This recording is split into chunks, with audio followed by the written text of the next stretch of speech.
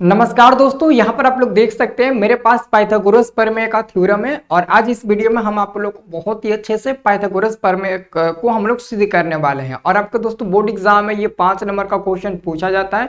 आप लोग देख सकते हो दोस्तों, ये क्वेश्चन अभी कितना बार पूछा जा चुका है और बहुत ही दोस्तों आसानी से इसको ना आप इस वीडियो में ना सीख जाएंगे कैसे सिद्ध करना है। भारी नहीं होता है दोस्तों, बहुत ईजी होता है। हालांकि अगर मेरा ये वीडियो आप लोग अच्छे से एक बार पूरा देख लेते हो ना तो आपको 100% दोस्तों पाइथागोरस प्रमेय आपको सिद्ध करना आ जाएगा। ये दोस्तों मैं आपको चैलेंज दे रहा हूँ, ठीक है। तो चलिए दोस्तों हम लोग पाइथागोरस प्रमेय को बहुत ही अच्छे तरीके से हम लोग सिद्ध करते हैं। ओके, देखिए यहाँ पर हमारे पास क्वेश्चन एक बार पढ़ लीजिए। क्वेश्चन को एक बार क्वेश्चन पढ़ लेने से ना दिमाग हल्का हो जाता है, क्वेश्चन बनाने में अच्छा लगता है। क्वेश्चन है कि सिद्ध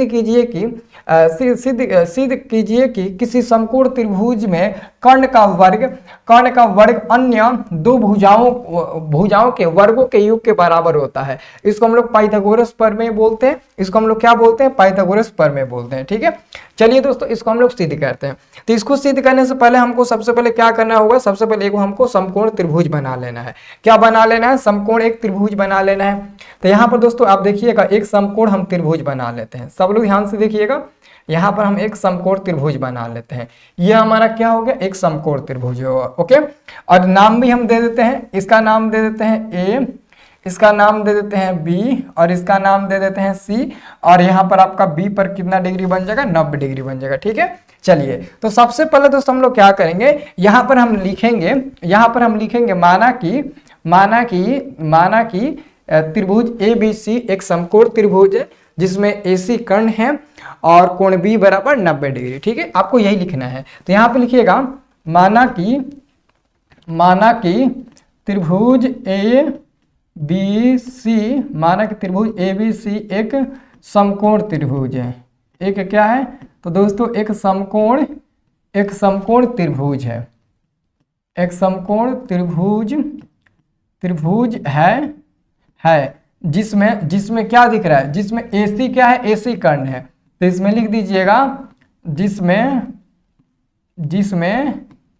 AC कर्ण है। AC क्या है? तो AC दोस्तों लिखिएगा जिसमें AC कर्ण है। AC कर्ण है तथा कोण ABC बराबर 90 डिग्री, जिसमें कोण ABC बराबर, कोण ABC मतलब क्या? कोण B बराबर 90 डिग्री, क्योंकि बीच में क्या है? तो बीच में आपका B है, मतलब कि कोण B बराबर यहाँ पर 90 डिग्री दिया है। तो आपको सिद्ध क्या करना है? तो दोस्तों आपको सिद्ध क्या करना है? तो यहाँ पर लिखिएगा, तो यहाँ पर आप लोग लिखिएगा तो सिद्ध करना है क्या? तो सिद्ध करना है कि अब सिद्ध क्या करना है? तो दोस्तों आपको सिद्ध करना है AC के स्क्वायर, आपको सिद्ध करना है AC के स्क्वायर बराबर में AB के स्क्वायर प्लस में BC के स्क्वायर। यही दोस्तों आपको सिद्ध करना है, यानी कि जो कर्ण होता है उसका स्क्वायर बराबर में अन्य दो भुजाओं के वर्गों के योगफल के बराबर होता है कि नहीं, यही दोस्तों आपको सिद्ध करना है, ठीक है। तो ये आप लोग लिखिएगा, तो सिद्ध करना है कि AC के स्क्वायर बराबर में AB के स्क्वायर प्लस में BC के स्क्वायर हो जाएगा। ओके, अब देखिए, अब हम लोग रचना लिखते हैं। रचना को दोस्तों हम लोग बनावट भी बोलते हैं। तो यहाँ पर आप लोग क्या लिखिएगा? यहाँ पर लिखिएगा रचना। यहाँ पर हम लोग क्या लिखेंगे? रचना। बहुत लोग दोस्तों बनावट लिखते हैं, तो रचना को हम लोग बनावट भी बोलते हैं। आप लोग भी लिख सकते हो रचना की जगह बनावट। अब रचना में क्या लिखेंगे? तो देखिए हम रचना में क्या करते हैं, ये जो आपको जो B कोण दिख रहा है ना, यहाँ से हम एक लंब डालते हैं। जो आपको B दिख रहा है ना, ध्यान से देखिएगा, जो आपको यहाँ पर B दिख रहा है ना, यहाँ पर ध्यान से देखिएगा, आपको यहाँ पर B दिख रहा है ना, यहाँ पर आपको B दिख रहा है। तो हम क्या करेंगे दोस्तों, यहाँ से B से हम एक लंब खींचेंगे। B से हम लंब खींचेंगे किस पर? तो B से हम दोस्तों लंब खींचे हैं किस पर? तो ध्यान से देखिएगा, तो हम B से लंब खींचे हैं AC पर। तो यहाँ पर आपका 90 डिग्री का एंगल बन जाएगा, बनेगा ना।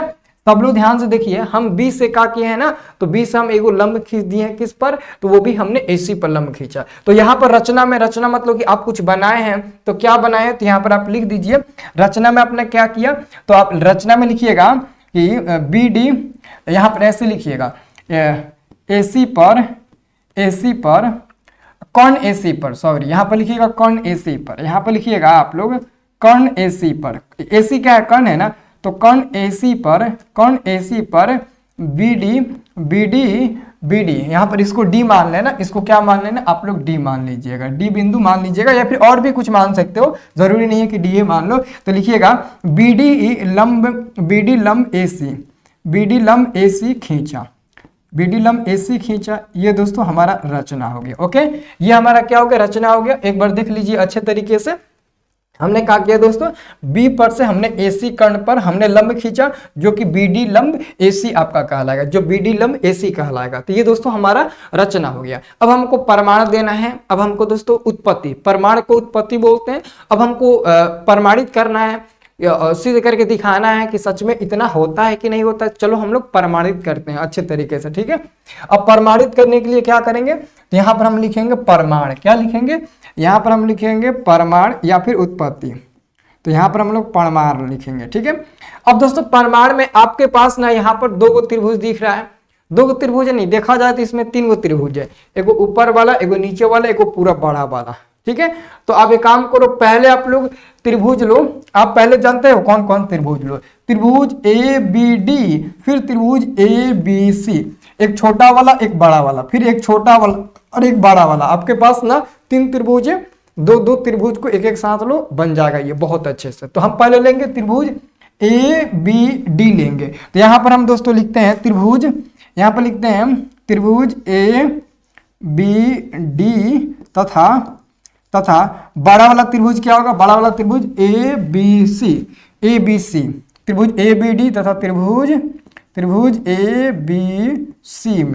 ABC में हम लिखते हैं, ठीक है, ABC में ऐसा कम, यहाँ पर हम लोग कमा लगा देंगे। ओके, हम लोग यहाँ पर कमा लगा देंगे।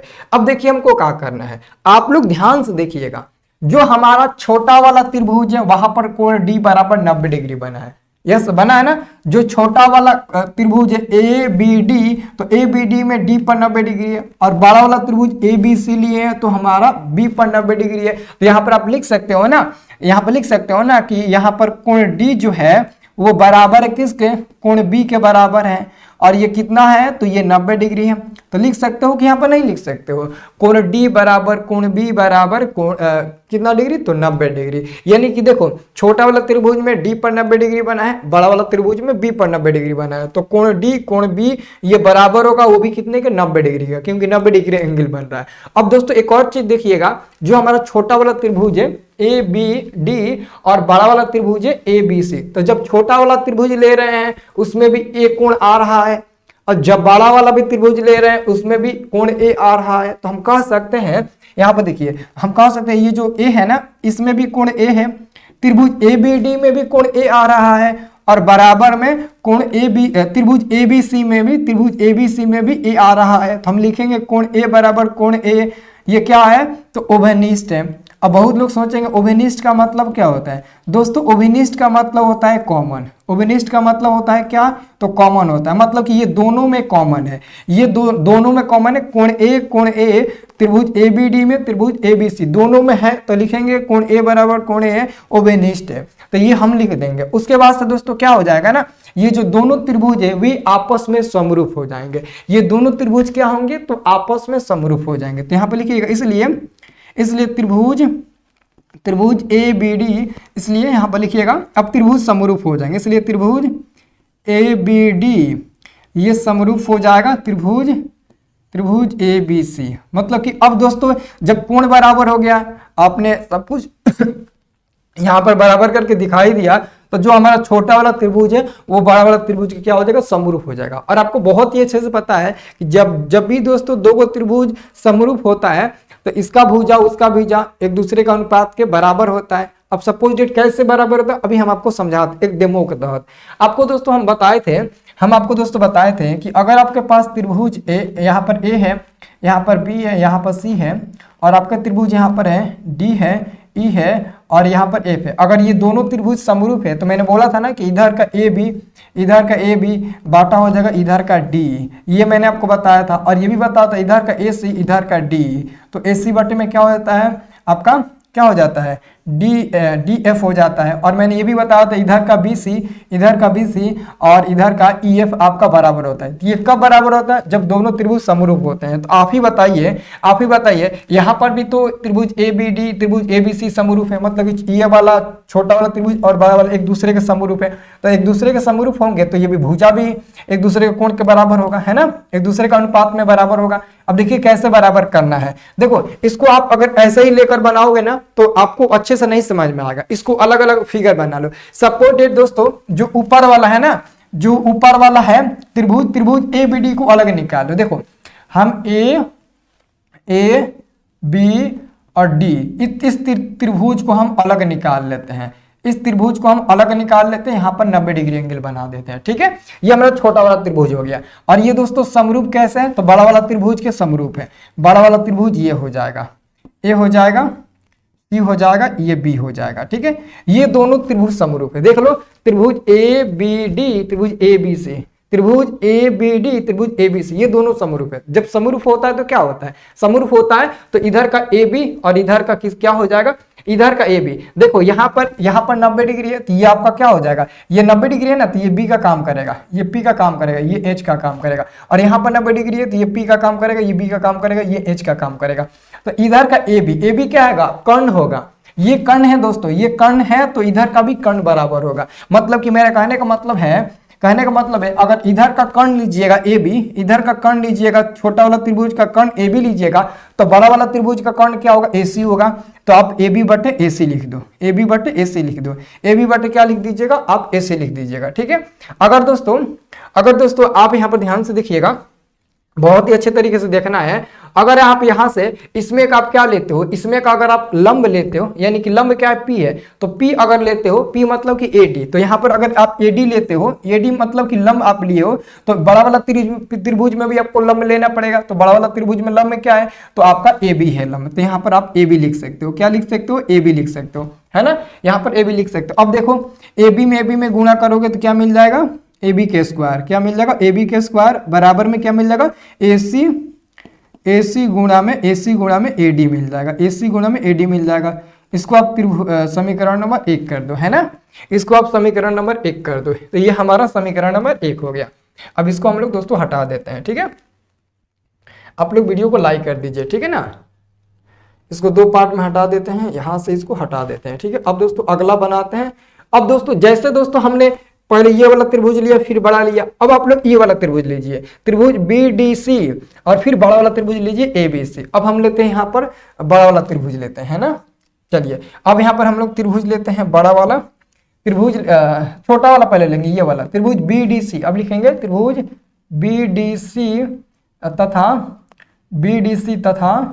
त्रिभुज बी डी सी तथा त्रिभुज ए बी सी बड़ा वाला, यानी कि अब में यहाँ पर में लिख दो। ठीक है, यानी कि अब ये त्रिभुज लेंगे, फिर आप बड़ा वाला त्रिभुज लीजिएगा। अब इसमें भी दोस्तों देखिएगा, तो इसमें भी दोस्तों जो छोटा वाला त्रिभुज लीजिएगा, अब यहाँ पर भी तो 90 डिग्री बनेगा ना, इधर भी तो 90 डिग्री आपका बनेगा। जब दोस्तों उधर 90 डिग्री बनाया तो वही दोस्तों सेम टू सेम इधर भी आपका 90 डिग्री बनेगा। यस, बनवे करेगा, बिल्कुल बनेगा, श्योरली बनेगा, है ना, बनेगा ना। तो यहाँ पर लिख सकते हैं कि जो कोण डी है, यहाँ पर लिख सकते हैं कोण जो डी है ये बराबर है, इसमें भी आपका कोण बी आएगा, तो कोण बी के बराबर है। और ये कितना है? तो 90 डिग्री, है ना, 90 डिग्री, है ना। अब देखो दोनों में आपका क्या चीज, कौन सा कोण कॉमन आ रहा है?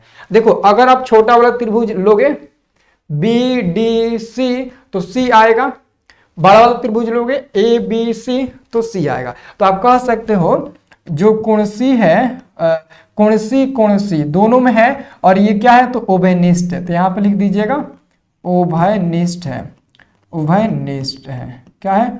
उभयनिष्ठ है, ये उभयनिष्ठ है। आप इसको ब्रैकेट में कर दीजिए, उभयनिष्ठ है। ओके, अब दोस्तों ये उभयनिष्ठ हो गया, तो फिर से ये दोनों त्रिभुज क्या हो जाएंगे? एक दूसरे के समरूप हो जाएंगे। ये भी दोनों त्रिभुज क्या हो जाएंगे? एक दूसरे के समरूप हो जाएंगे। तो यहाँ पे लिखिएगा, इसलिए त्रिभुज बी डी सी समरूप त्रिभुज ए बी सी। अब ये भी समरूप हो जाएंगे, अब ये भी दोस्तों समरूप हो जाएंगे। जब दोस्तों ये समरूप हो जाएंगे तो फिर से दोस्तों आपको निकाल लेना है, पहले बी डी सी निकालो, यहां से निकालो।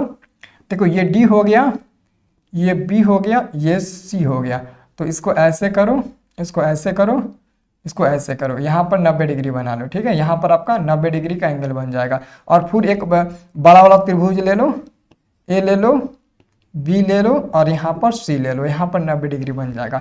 अब आप बताइए दोस्तों, अगर यहाँ पर 90 डिग्री बन रहा है ना, यहाँ पर 90 डिग्री बन रहा है, तो ये वाला आपका बी का काम करेगा, ये वाला पी का काम करेगा, ओके। और ये वाला आपका किसका काम करेगा, एच का काम करेगा। इधर ये पी का काम करेगा, ये एच का काम करेगा और ये आपका बी का काम करेगा। तो इसमें भी आपको वही करना है, इसमें भी आपको वही करना है। इधर का कौन लीजिएगा, तो कौन क्या है, कौन आपका बीसी है, बीसी है ना, एच क्या है, बीसी है, तो आप बीसी लीजिएगा, बीसी और बाटा में। इधर का कौन क्या हो जाएगा, तो इधर का कौन आपका एसी हो जाएगा ना, एसी हो जाएगा, एसी हो जाएगा, है ना। और बराबर में बीसी बटे एसी हो जाएगा, कितना जी, बीसी बटे क्या हो जाएगा आपका, एसी हो जाएगा। अब देखिए यहाँ पर, अब उसके बाद से आप यहाँ पर आधार क्या है आपका, आपका आधार क्या है, आधार आपका है ना, आधार आपका क्या है, आधार आपका ये और ये है ना, ये और ये आपका आधार है। तो आपको आधार लेना है ना, आधार आपको लेना है। तो आधार आपका क्या हो जाएगा, CD हो जाएगा। और नीचे में आधार कौन सा है, नीचे में आप आधार देखिए तो कौन सा है आपका नीचे में आधार, तो नीचे में ये आपका बी होगा ना, ये आपका BC, हाँ नीचे में आपका आधार क्या BC है, तो यहाँ पर आप लोग BC लिख दीजिए, ठीक है। अब देखिए, अब आपको BC में गुणा करिएगा तो कितना मिल जाएगा, BC के स्क्वायर बराबर में AC गुणा में ये CD हो जाएगा, CD हो जाएगा, है ना। ये समीकरण नंबर आपका 2 हो जाएगा। अब दोस्तों इसको हम लोग मिटा देंगे, इसको हम लोग क्या करेंगे दोस्तों, इसको हम लोग मिटा देंगे। आप अच्छे से देख लीजिए, उसको हम लोग क्या किया दोस्तों, तो उसको हम लोगों ने मिटा दिया, ठीक है। ये हमारा बन गया। अब दोस्तों समीकरण 1 और 2 को जोड़ दो, समीकरण 1 और 2 को जोड़ोगे ना तो फाइनली ये आपका आंसर मिल जाएगा, मतलब कि प्रूव्ड हो जाएगा। तो हम यहाँ पर लिखेंगे, समीकरण 1 और 2 को जोड़ने पर, यहाँ पर लिखेंगे समीकरण 1 + 2 से, मतलब कि समीकरण 1 और 2 को जोड़ने पर।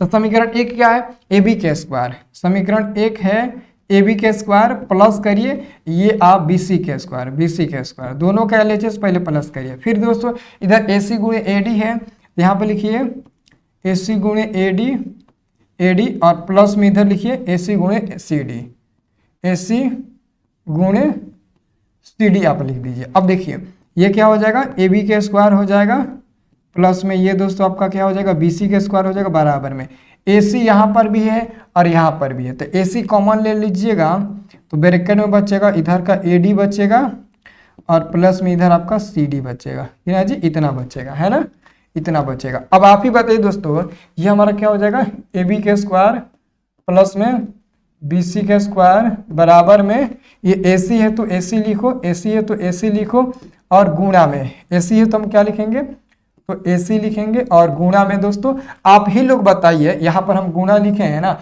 आप ही लोग बताइए ये क्या है, AD प्लस CD क्या है, AD प्लस CD, तो AD प्लस में CD यानी कि DC, तो AD और यहाँ से DC कहो या CD कहो, ये दोस्तों दोनों कितने के बराबर है, तो ये AD प्लस CD पूरा AC के बराबर है ना। तो AD प्लस CD की जगह पर आप क्या लिख सकते हो, AC लिख सकते हो, क्योंकि वो उसके बराबर है। तो यहाँ पर लिख दीजिएगा आप AC लिख दीजिएगा, तो क्या हो जाएगा AB के स्क्वायर प्लस में BC के स्क्वायर बराबर में ये हो जाएगा AC के स्क्वायर।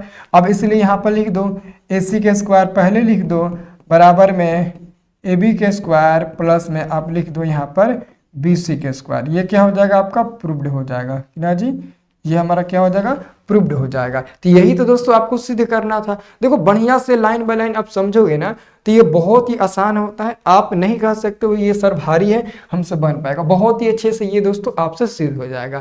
तो जस्ट दोस्तों इसके बाद आपको पाइथागोरस प्रमेय के विलोम मिलेगा, क्योंकि लाइन बाय लाइन आपको समझ में आएगा। अगर इधर उधर से बनाएंगे तो नहीं समझ में आएगा। फिर हम आप लोगों को थेल्स प्रमेय बताएंगे, फिर थेल्स का हम लोग विलोम आपको बताएंगे, ठीक है। तो ये दोस्तों आपको अच्छे तरीके से बना लेना है कॉपी में, बहुत अच्छे। जब बनाइएगा तो खुद में खुद और भी आपको बेहतरीन ढंग से समझ में आ जाएगा, ठीक है। चलिए दोस्तों वीडियो को लाइक कर दीजिए, अगर अच्छा लगा होगा तो कमेंट आप लोग जरूर करिएगा, ओके।